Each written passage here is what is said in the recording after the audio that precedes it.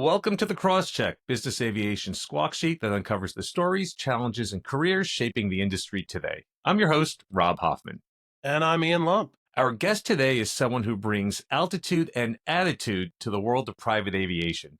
Michael Barber is the Regional Vice President of Aircraft Sales and Acquisitions at Leviate Air Group, where he helps high net worth clients navigate the high stakes world of private jet ownership. But beyond the titles and transactions, Michael is a storyteller, blending deep industry insight with a personal touch that sets him apart in a business built on trust. As the voice behind the Private Jet BS newsletter, he pulls back the curtain on the business aviation world with clarity, candor, and humor. We're going to go over his latest story, Stuff My Dad Said, Timeless Wisdom at 45,000 feet, as the foundation for today's conversation. A look at the lessons that guide him, the deals that defined him, and the altitude that he's climbing towards. Michael, welcome to the show. Hey guys, pleasure to be here with you. So, Michael, let's just dial it back right now and talk to us about how you got into aviation in the first place. Yeah, it's give it back to my dad and my dad's best friend. They best friends in high school, through college, and still to date.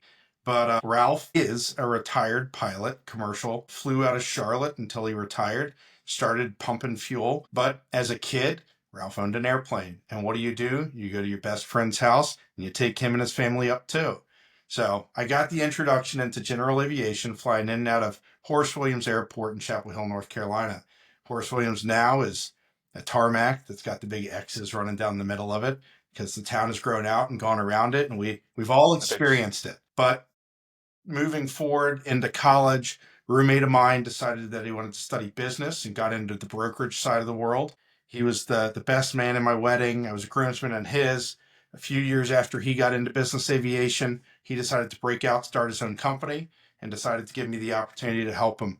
My background at that point, studying in college, was marketing and graphics design.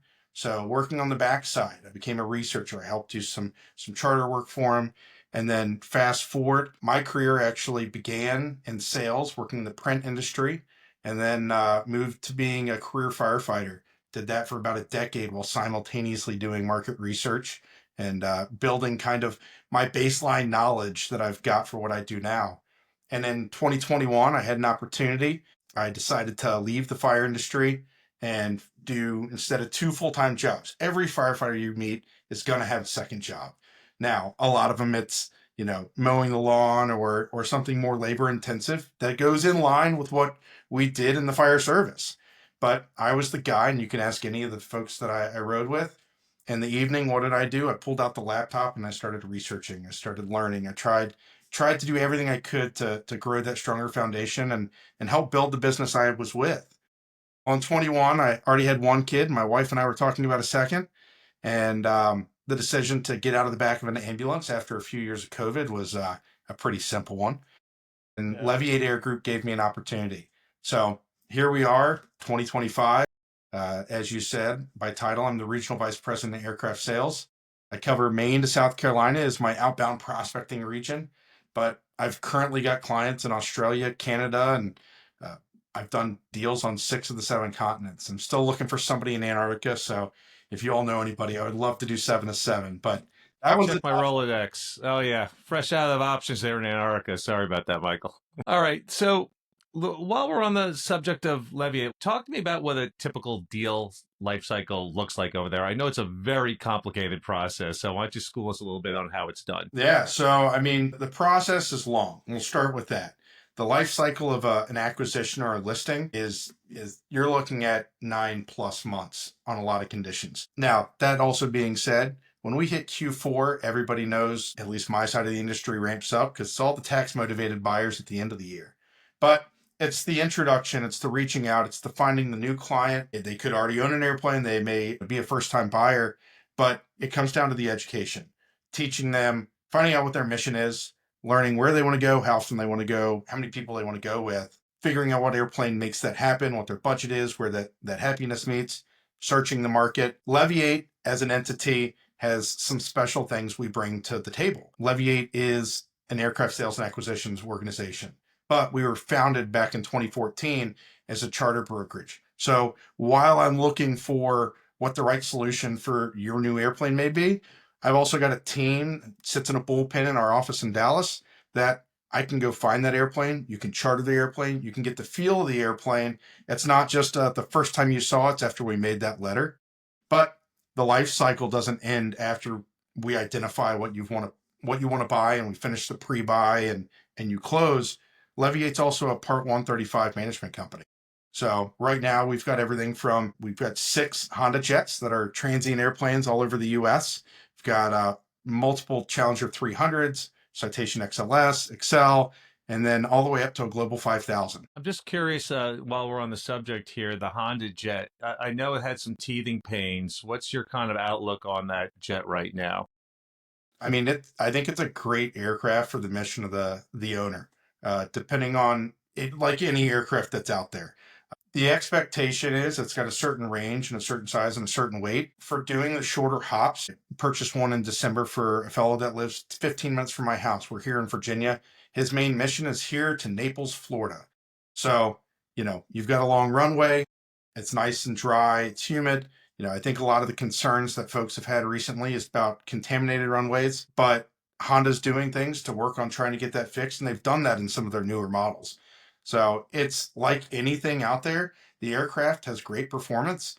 It's a matter of how it's operated and making sure you do it in a safe way. And I guess in the end, it's always about the mission profile of your client, right? Exactly. That's where your secret sauce comes in with matching with the right plane, correct? I don't need to put you in a 6-bedroom house if it's just you and a spouse.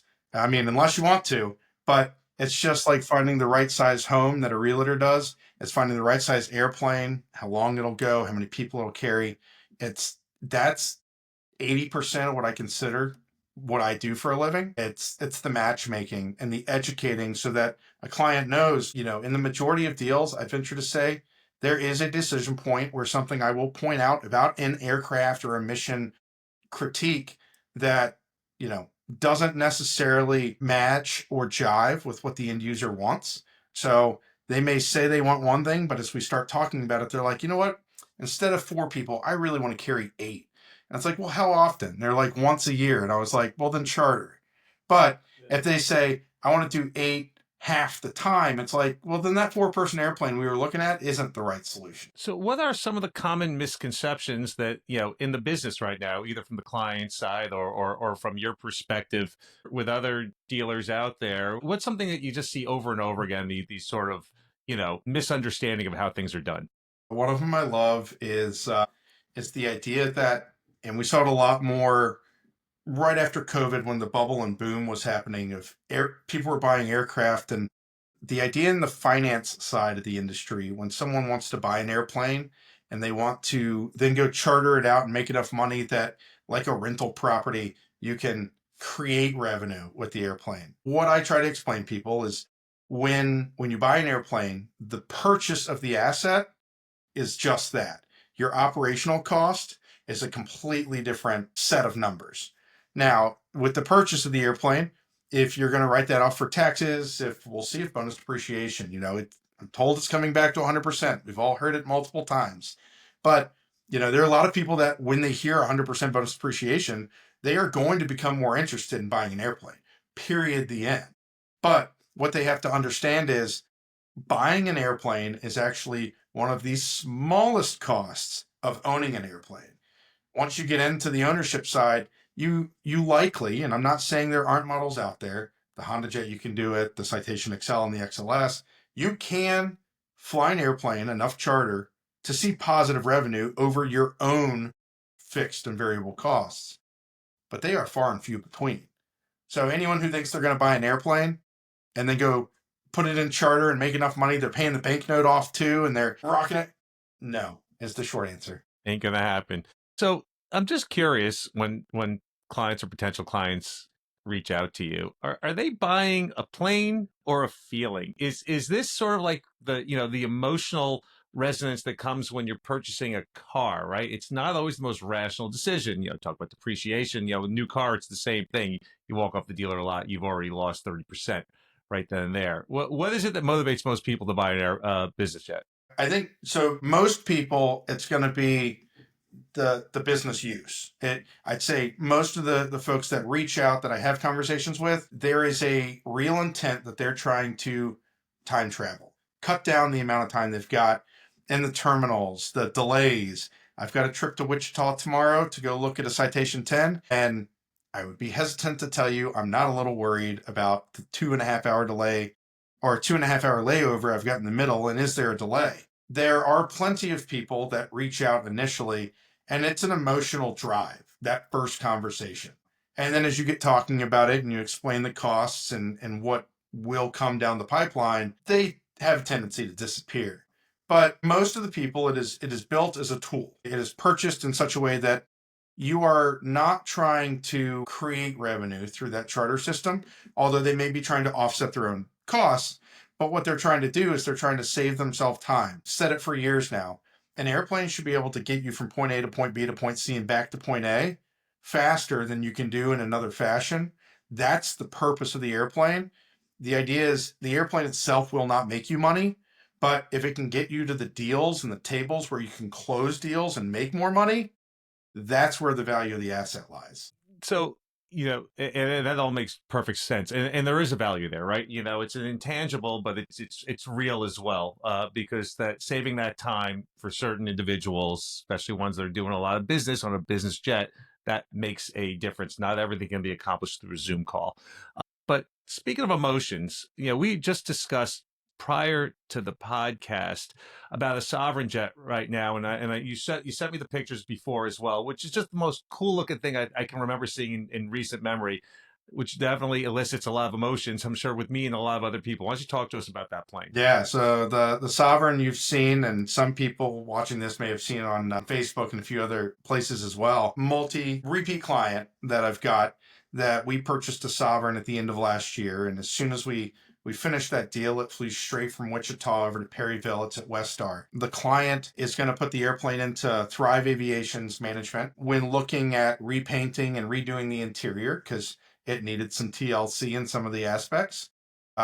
He decided to use Thrive Aviation's livery, which a lot of people have probably seen, especially if you live in the Midwest or on the West Coast. Their traditional livery is a white with some blue and striping along the side.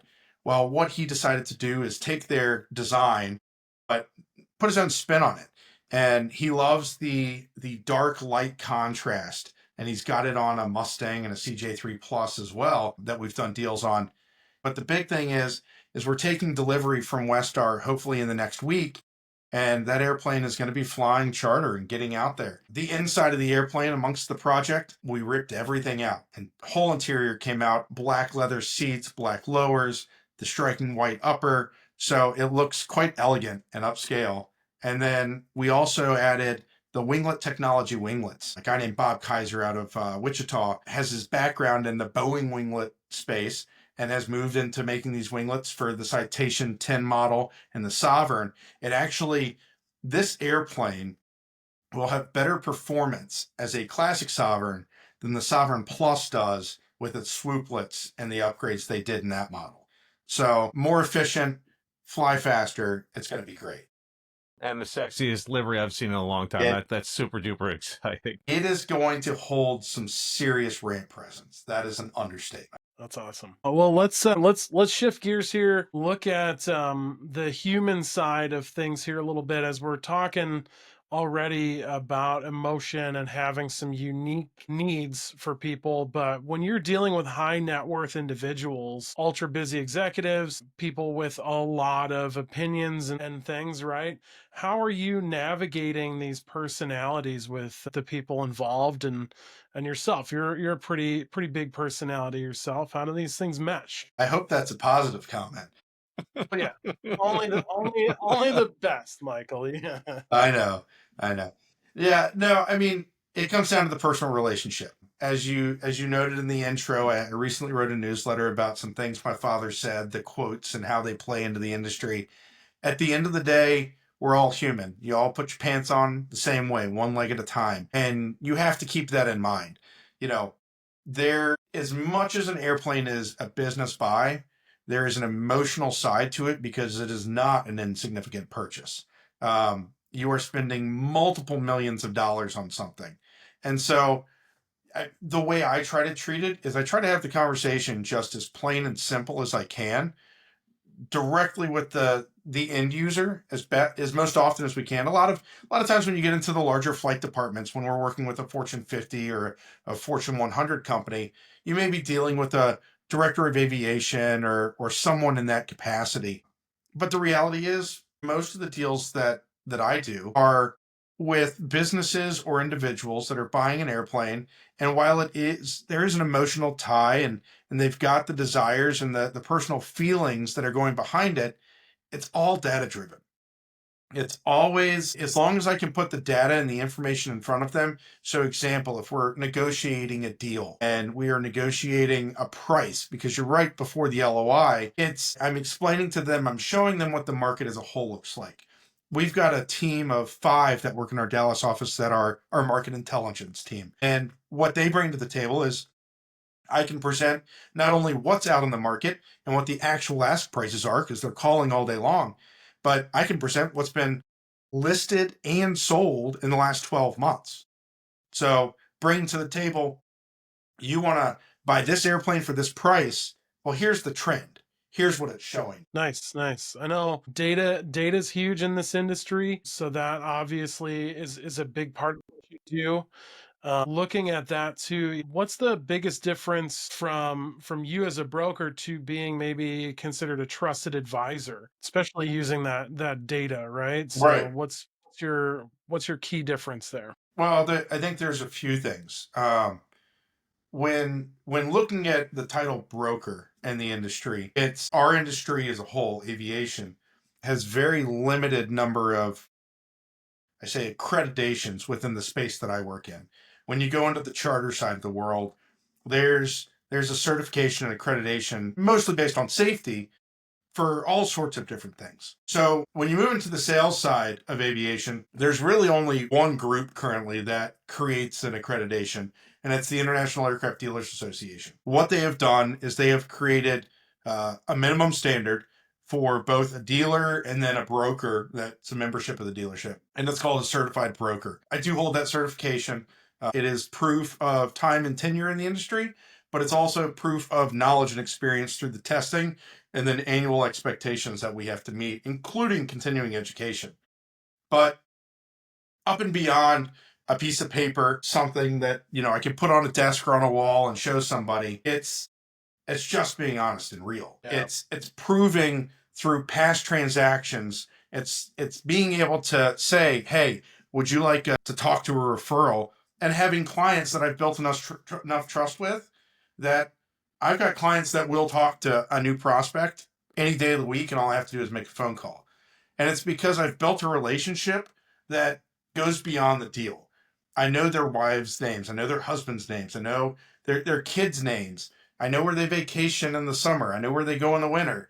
And it's because when we build, going back to that mission profile, I have to understand who you are, what you do, why you do it, what you desire to do. Because let's be real, no one who's ever bought an airplane has said, I'm only going to fly 100 hours a year. I'm only flying 100 hours a year. The second you own that airplane, well, now I've got access. Now I can do more. And so anyone who calls me and says, well, I've been chartering 100 hours a year, I'm not going to do more than that once I own the airplane. I build in 120 hours into the build, and I explain to them, look, you went skiing once last year because you took your family on this trip. Now you can do it anytime you want because you've got the airplane. You might make 2 trips. Let's not count that out. Or 3. Exactly. So it's opening my world. You call me, ask any of my clients. I'm 24/7, unless I'm sleeping, and then you may wake me up. But you call me at 6 o'clock in the evening, I'll probably answer the phone. But you're also probably going to hear 4.5 and the 3-year-old in the background running around because it's after work hours and we're getting dinner ready.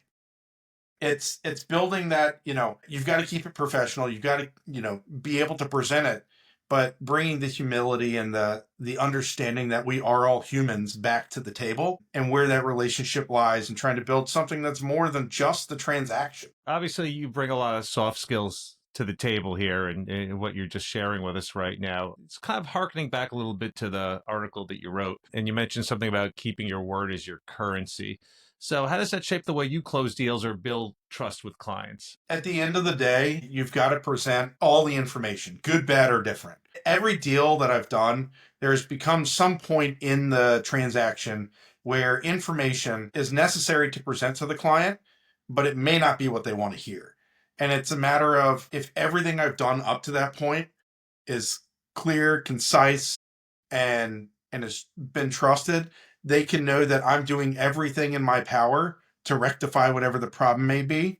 It could be, example, you're returning an airplane to service after an inspection or after some post work, and all of a sudden the inspection facility calls you and says, hey, we're supposed to return to service on Friday, but we're doing these checks. We found a problem. We got to order a part. It's going to cost X amount more, and we can't deliver the airplane until next week. No client's going to enjoy hearing that.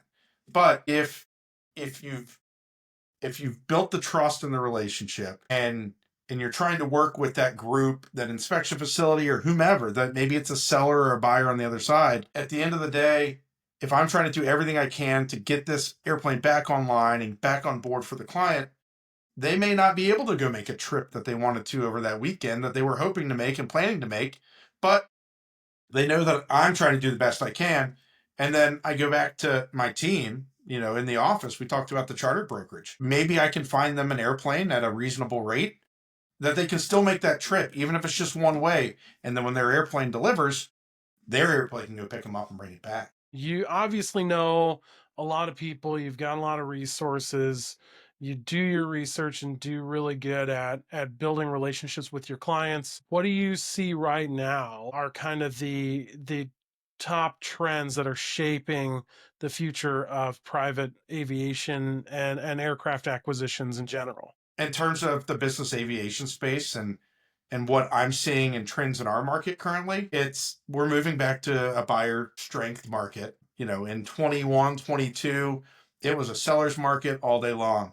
If you wanted to buy an airplane, you were lucky if there was one of a given model on the market. And right now, there can be 30 of a model. So you've got more selection. But that also means more due diligence being done by the end user and the broker. I think some of the things that we've got going on in the world as a whole at the moment, the discussion on tariffs, the discussion on 100% bonus depreciation, every year has its own unique changes that come to the environment that is the purchasing of airplanes.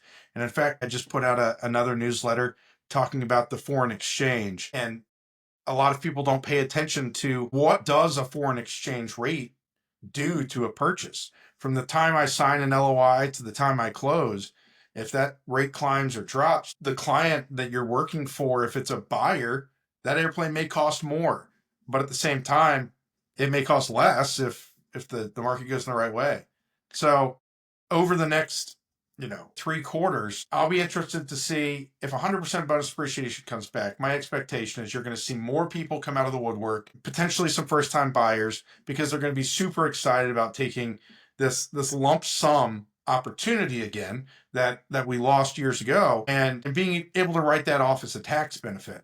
I think it's going to bring back a bunch of conversations of, can I buy this airplane and can I make money on it? And so that's the cycle that happens, especially with a first-time buyer who doesn't know a lot about the marketplace and about the operation. What do the tariffs do? Well, to be determined. Yeah, this roller coaster ride is not over yet. No. Yeah, no, things are Buckle up, here we to go. be continued indeed. Well, there's certain things obviously that are completely out of everyone's control, and certain things that are within our control. And Leviate, I've always noticed before I met you, you guys have produced some very slick marketing videos. I as a video guy myself, I'm giving you kudos for producing it on another level. What else is Leviate doing to innovate in this space to make you stand out from the crowd? I mean, the biggest thing is with the relationships is being present. It's a lot of folks, a lot of brokers. It's the phone calls, it's the emails folks get. But the reality is we've got our team is spread out not only over the U.S. but in Europe as well. And it's boots on the ground and being in front of clients and building those relationships in person. It's getting into the hangar, it's getting into that conversation and putting hands on in our space, because we do have the the 3-tier system with the 135, charter, and the sales side, we get all three involved in every transaction, which most people can't say and can't do. Our DOM from our 135 will go do pre-purchase inspections or initial visuals with me on behalf of our client at no extra cost. And so, example, Barry's got over 30 years of experience in the industry, and where you work for a smaller brokerage, and I have in the past, you may get a broker who's got over a decade of experience go look at an airplane for you. But what happens when you have a broker with 10 years of experience and you've got a maintenance provider with over 30 years experience and we're both on one team? The idea is it brings some more comfort to the end user and a deeper dive, because they know what they're looking for. And it's not just our DOM. It can be anyone else on our team that will come along.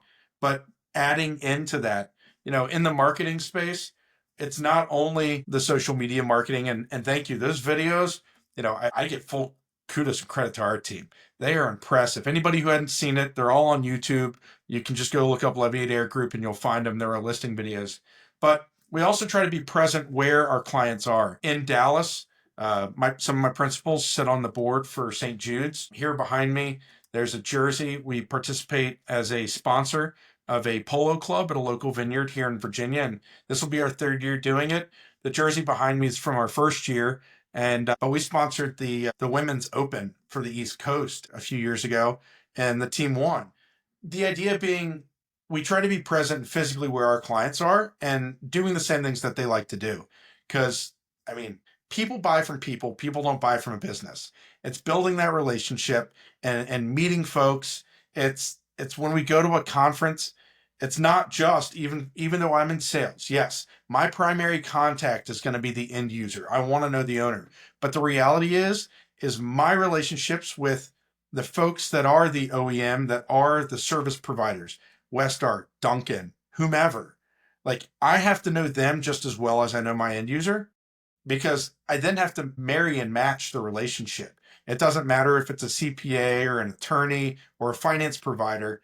Everything has to mesh. And so the idea is building relationships with everyone in the industry and being present where everyone is.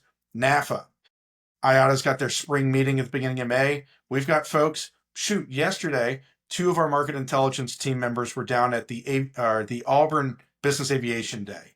So it's not only looking at where in the industry are our clients and the folks that we work with, but who's coming up? How do we participate in that?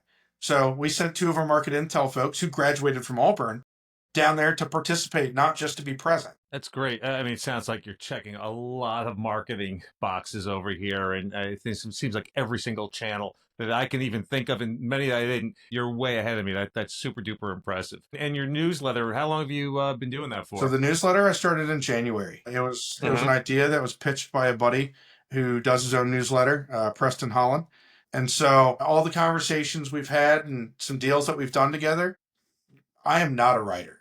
So the fact that I've done 7 episodes of my newsletter is actually kind of a feat to myself in my own brain. But, most of the time when people start things like a newsletter, they'll do 1 or 2 and then they stop. It just drops off. It doesn't happen. And so the idea that if I can just make myself do it and I try to stay a week ahead, it doesn't mean that I get it out every week. And by means, I have missed some weeks. I have had to push off to another date. My goal is to get it out every Tuesday. But just like everything else in social media and just trying to make and have a presence, the more I get out, the more people see, the more people may recognize it back to me, and I may have the opportunity for more business. And that's kind of the drive behind that newsletter and the social media. Yeah, and consistency, that's what they say is the name of the game. So I know whoever's giving you advice is the same advice that everyone gets, is you have to keep doing it. Yeah. We've only been doing the podcast a little longer than you've been doing the newsletter. But it is interesting, though, how you just kind of keep getting your name out there and just make more connections, and that one thing leads to another. So, I feel in the end it's a whole lot better than cold calling. Let's put it that way. So I think we can all agree on that one. Well, and typically the people that at least I've found through the newsletter reach out to me. I actually have more responses and more feedback from those personal newsletters that I write versus the more industry side.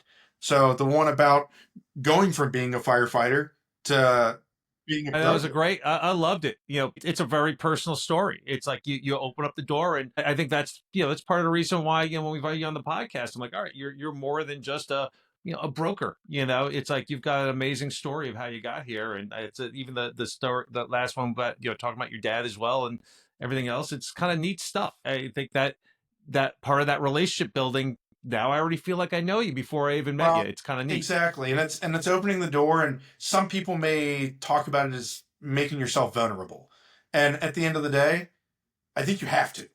We're running short on time right now, but that does not mean the podcast is over yet. So this is the portion where we have a little fun over here, a little rapid fire Okay, well, round. You're a very well-traveled individual yourself, I'm sure. So of all the places you've traveled, what's your favorite airport out there? my favorite airport, Nice. I went in last year after going to eBase for my first time. Coming in over the water is absolutely amazing, but it sure doesn't hurt that I got to spend a week with my wife in southern France either. Not bad at all. And your favorite airplane? My favorite airplane, the Challenger 300 series. And is that also the favorite airplane to sell? What plane just moves the fastest, the easiest one to close deals on? I actually can't tell you there's one that's faster or slower, but anything that gets into the super mid or the larger cabin size is going to be, I don't want to call it easier because none of them are easy, but there is typically less emotion tied to a larger airplane because it is seen more as a business deal.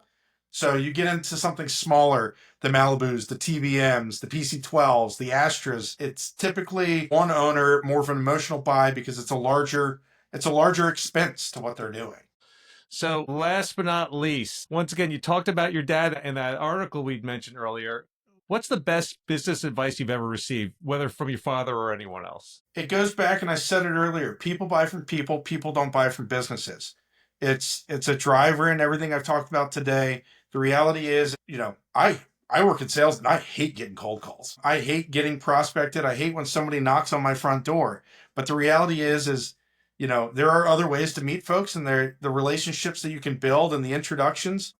People buy because they need a product and they appreciate whoever they're getting it from, and the transaction goes better. At the end of the day, it's very rare that someone just calls someone unless they have a sole source, opportunity that you can't get anywhere else, that they're just going to call your business because of the business. Now, they may see something online and make that first phone call, but that first time they call in, you've got to meet them and greet them and make them feel warm on the inside. It doesn't matter if they're calling because they want to get lumber from Lowe's or if they're calling to buy a private jet to take to the islands. That's great advice. It really is. Sage stuff. Where can the listeners at home find you or Leviate online or in person? Yeah, so Leviate is leviateair.com. You can get us there. You can get us on every social media channel there is. Me personally, my contact information, when you go to leviateair.com and our team page, scroll down to the aircraft sales team and you'll find me. You can get my downloadable card with all my email, phone number, contact information. And then you mentioned earlier as well, I've got the newsletter, Private Jet BS. It's privatejetbs.com. You can subscribe there. Find me on LinkedIn, Facebook, Instagram, all of it. Fantastic stuff. All right, so that's it for today's episode of The Crosscheck. A big thank you to Michael Barber for sharing his story and the wisdom passed down at 45,000 feet. As always, if you enjoyed the show, leave us a review, share it with a friend, and stay tuned. We've got more stories coming your way from the flight deck of business aviation. Thanks so much for listening. We will see you all next week with a new episode of The Crosscheck.